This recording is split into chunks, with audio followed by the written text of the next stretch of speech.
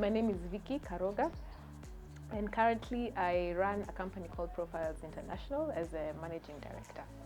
And what we do largely is in the area of people development and training, and with a specific focus recently on emotional intelligence and how we can develop that in organizations. So I grew up in Thika, a family of 5, 3 boys, 2 girls.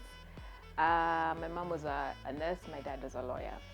So found my way to Bishop Katimu Girls High School, where I think I was 90 something, I can't remember, or rather maybe I don't want to remember. So then after that, I remember when I was in 4th form, my mom wanted me to be a doctor in line with, she's in the nursing profession, and my dad wanted, of course, an air lawyer, but I ended up being an architect. So didn't take either profession. Went to do architecture because I loved the creative side of things. So in high school, I think I was involved in a lot of art things, a lot of drama festivals, all these things I loved so much, and music. So that's how I got into architecture. Did it for 6 years. Worked for, I think, another 10 years or so, or 12, before now coming to where I am currently. Kwanza, now as guys joined architecture when we were in my class. We were like 14 or 12, I can't remember, a number like that, and 2 were girls. In those days, it was not a male-dominated industry, it was a male industry. We used to be reminded every single time that this is a male industry. So it was difficult. I wouldn't lie to you that it was not difficult. We used to work late at night. There's a lot of work. And to some point, it can also get very discouraging, especially for a young girl. But I always say this, the men in my class are probably the biggest champions of the women in the class. So when they would find us guys being, not being able to make it, they're the ones who would come to our desk, give us stories, very stupid stories. But they are one of the reasons why actually the girls moved forward. So I also got my firstborn in school. I was in 3rd year. And one of the reasons I also remember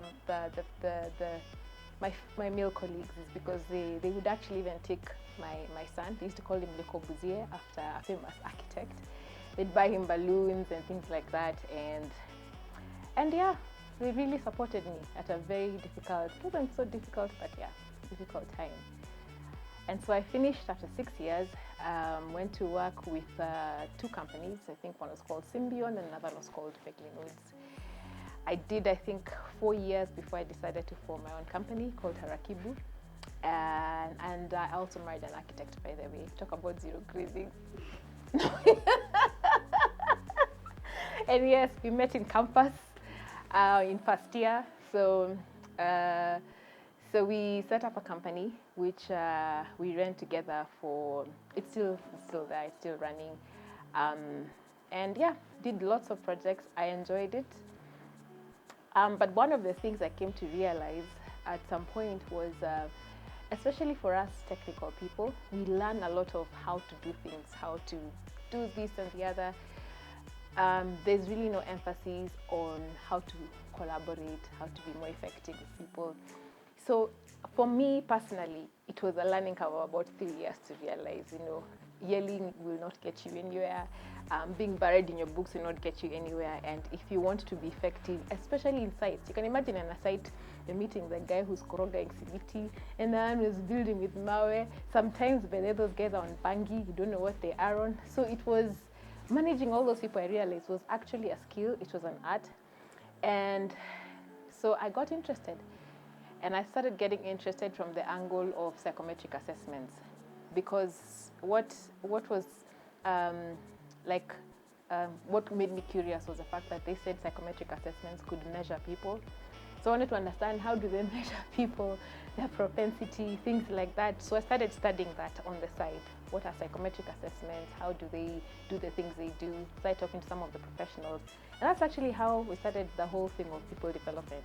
As long as you find joy in what you're doing, I think you find you fulfill a purpose of doing something.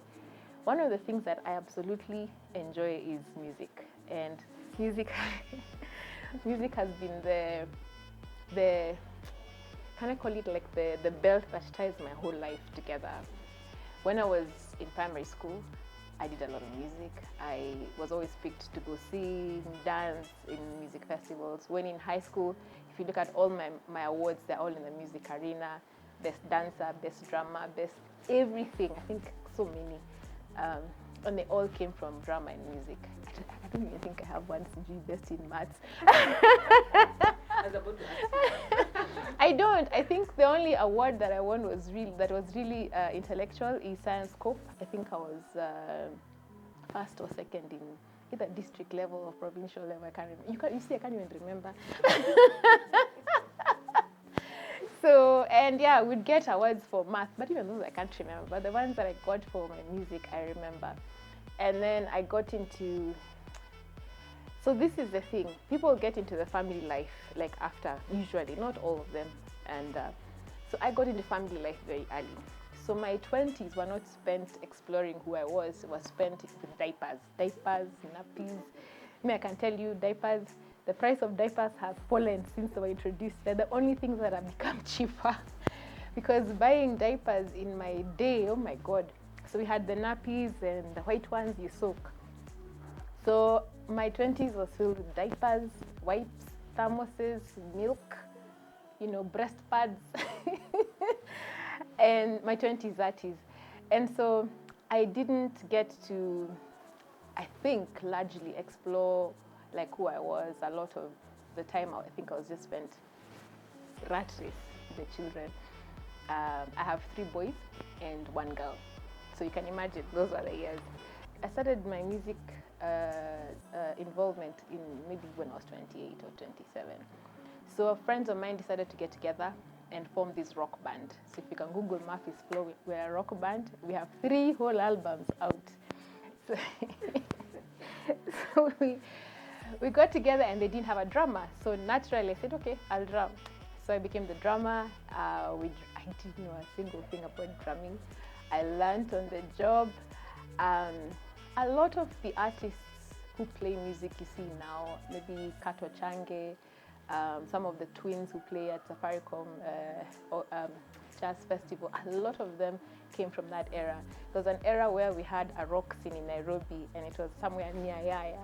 And we'd show up and, just play for like all of 200 people, 100 people. And most of them were members of bands. So it's not like we're getting anyone in.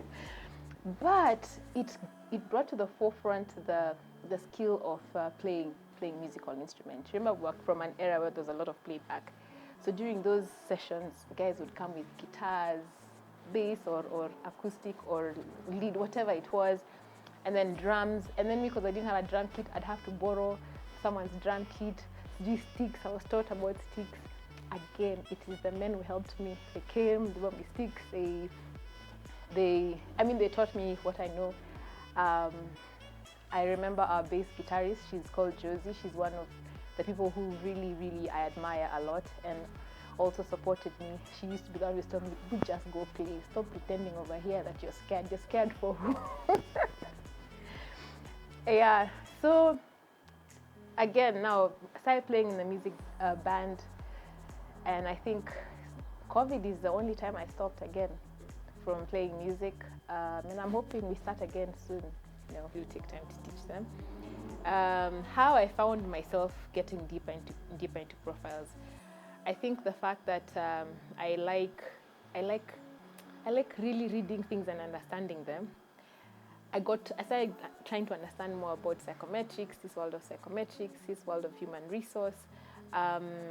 What does this all mean? What are the possibilities? And I started telling myself, if me myself can have a need, then there must be another need out there. So got together a group of people, we started a company, and that started the journey of profiles as it is. In the beginning, it was so hard to sell the psychometric assessments. So of late, people have come looking for us, and I think that's how you know things are turning around and people are starting to understand the world of psychometric assessments. We talk a lot about emotional intelligence, a skill for the future. Actually, not for the future, for now, but that is required in the future. Why? Because the first thing is that we are moving from mundane tasks. Even doctors, there's a what's it called? an app called Bion. So it's $3.95 when you get a diagnosis. So we're moving away from certain clerical things, certain operational things, a lot of them. And what's going to be really left is the activities that require collaboration, require connection. So activities like me and you sitting down to really brainstorm ideas around how can we be more innovative. And because of that, and because we have been learning the technical things for so long, there is need to kind of re-educate the world back. I think we as Africans practiced it for a very long time. We cared for each other. I was your keeper, you are my keeper. But as we got into this new work life, it became, my nuclear family, yours. At work, it became, this is my turf. I know things better than you. And I also like saying, in those days, you had to be a walking library. And you had to have so much knowledge. So when anyone wants to know anything, they have to come and ask Grace. Grace manajua. But nowadays with Google, hata kama wewe ni library, tell me, do we really need you that much? So what we need is people who know how to Google and who know how to put those pieces of information together to be able to come up with a solution. When I was younger, I thought success was freedom. And I really wanted to be free. I wanted to be free to do what I wanted. Case in point, I remember when guys told me I couldn't have 4 kids. I asked them why. Actually, I wanted 5. Because I didn't understand why you can't have kids. Why can't you have kids? There will be no money to educate them. So I said, okay, fine. No money, no sense, because the schools I would want to take them, I wouldn't afford them. But there's casual schools and they're all the schools. So those are not schools. So I valued freedom. And I think a lot of the turns and decisions I took were really anchored on that need for freedom. Yes, I got very married young, God. Would I do it again? I don't know. Or not in a bad way, but I mean, I don't know. Anyway, so as I've grown older, I think I can term success as not comfort as such, but being the ability to be independent, which is again freedom.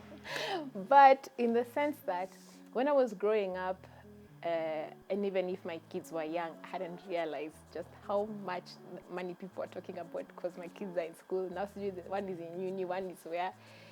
And I quickly realized there's something known as also financial security that you need in order to be free. So now that's, I think, what I term as success. The ability to be able to live without necessarily having to depend, at least not for your full life. Yeah, there must be a point at which you say, you know what, okay, I can do what I want and that won't affect my family, won't affect the people around me, the people who I am responsible for. Because I got married young, I didn't have the right kind of mentors around me. So I had the women around me who were not, well, I can't call them careers. They were career women, but kind of different. I didn't have any big women in business around me first, for starters. I remember when I said I'm going to quit my job, my mother called my uncle, my other uncle, and she says, no, a woman doesn't quit her job because, men can do anything. They can go anywhere. You're the one, you're the solid foundation. You're the one who's supposed to take care of the family. Pole. You're the consistent one. So it took me a long time to even quit my job. And because I had children, there was the other narrative. A woman stays home. And it came from a good place. That is what they had seen had worked. So stay home with your children. What are you trying to do? Go out there, get people at talk business and things like that. No, you stay home with your children, nurture them, take care of them. When I was older, in my 30s, 35 is when I met a woman who told me, no. You also have to inspire your children. You also have to show them things can be done. There are so many aspects to being a woman and not just staying at home. So I used to wonder, where was she all my life? So mentors were a challenge. My mother had worked in civil service all her life. So again, she couldn't understand why I want to quit work. When I wanted to change my career, kind of a little bit, when I wanted to do profiles, again, the people around me could not see why. Why are you changing? This thing is already working. Why are you moving somewhere else to get hardship? And by there, I agree with them. I don't know why I moved from there because it was working. It was really, really working. And then I moved to this other side to start the struggle all over again. Oh my goodness. There are times I wake up and I say, yeah, it was... Anyway, that's a story for another day. But now having people around me took me maybe about 5 years to decide that I could now change completely. Yeah, that has been like one of the biggest challenges, getting the right mentors. Now I have very many. Yeah, in business, the biggest challenge as a small business has always been money, has always been cash flow. As much as we plan, there's another thing, and there's a guy called Robert Yahweh. He said, you cannot. As an entrepreneur, you can't go sit down with someone who earns a salary and share your business problems. They'll think you're mad. Because some of the things we go through, you've been conned by people, money has refused. There's so many things. So cash has always been a problem. For businesses, being funded by banks is always a big problem. And so growing and expanding is always another big problem. You find that raising that amount of capital to help you grow is difficult. And then last but not least, business sometimes is not kind to married people. especially because the business dynamics, sometimes business is up, business is down. So you might find that it does affect your relationship several times. And it didn't help that we got married young. So at some point we all had big egos and our tempers would fly in all sorts of directions. The one thing I would always say, I can tell young women listening, is that you have to first decide whether you want to stay married or not. That's the basis of everything. Because once you decide you want to stay married for the longer term, then the decisions are easier. I've gone, I've left it, I'm coming back, I've left it. It causes a lot of grief, and then it removes you from productive time that you could be having, taking care of something or the other. So I think when I finally settled and decided, I was staying married for the long run, I think that's when things really changed, because I had to then understand, if I'm staying married for the long run, then my conversations with my husband changed. Even, when we are all angry, you realize this is a man you're staying with, so you can't just throw manenos everywhere. You have to be a bit more focused on that. So, yeah, I think we weathered the storm. We're still there. I hope we'll still be there even in the next 2-3 years. Again, you never know. But that's the prayer. I think one of my highlights, then it didn't even become a highlight after that. I told my friend, the way we were just talking, I was like, what? This year, and that was last year, 2019, I want to do 50 shows. Go figure. She's like, 50 shows, Vicky? Yeah.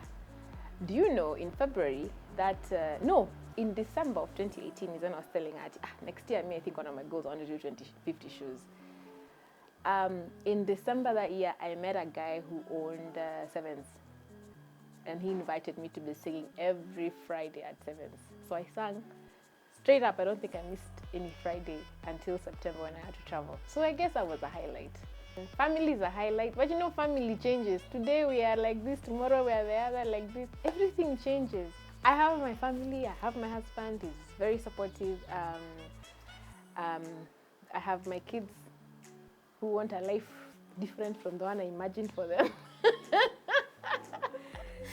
So those are highlights for me, because it is at that point when I distress, I am able to connect with people, we're able to share, we're able to laugh. Me, that's a highlight. We're able to just be girls, like stupid girls. I get away from all these other hard things that I'm doing, and just for like some few hours, I can be in the girls' club, so they speak, and just do nothing. That's a highlight. I know So there the are so many. first lesson, I met a guy, he was called Mr. Kabage, rest in peace. And he told me one thing that even up to now, I still live by. You have to know what you want. And then you have to know the cost of what you want. You have to understand through and through the cost of what you want. And for me, that one lesson has stayed with me for, I think it's the one that drives me. And even sometimes when I feel like I'm missing out on certain things, certain aspects of my life, or other goals I could be pursuing, I remind myself that I knew what I wanted to get, and I knew the cost of getting it. This was one of the items. And you stop being sometimes all over the place trying to do everything at the same time. Second lesson I learned is that you need to pray as a wife to be a good wife. You can say that again. Yes, because a lot of the times we sit here and we're just, we're pointing at our husbands, at my husband, my husband, my husband, my husband. I think it's the other way around. I learned that maybe because I also got married very young. I went through my battles with him very young. So by the time I was coming out, then guys were getting into their battles. But that lesson has never left me. Even now when we go through stuff, because we go through some very intense stuff sometimes, you must remember that you're as much a contributor to those problems as he is. And so if you look at it that way, then I think people will be able to find solutions much easier. There is value in work. There's a lot of value in work. I think it's the Bible that says, what was a man created for rather than to eat and drink and enjoy the sweat or something, or enjoy the work. In fact, it's called enjoy the working of his hands. There's a lot of pleasure to be derived in work. There's a lot of meaning to be derived from work.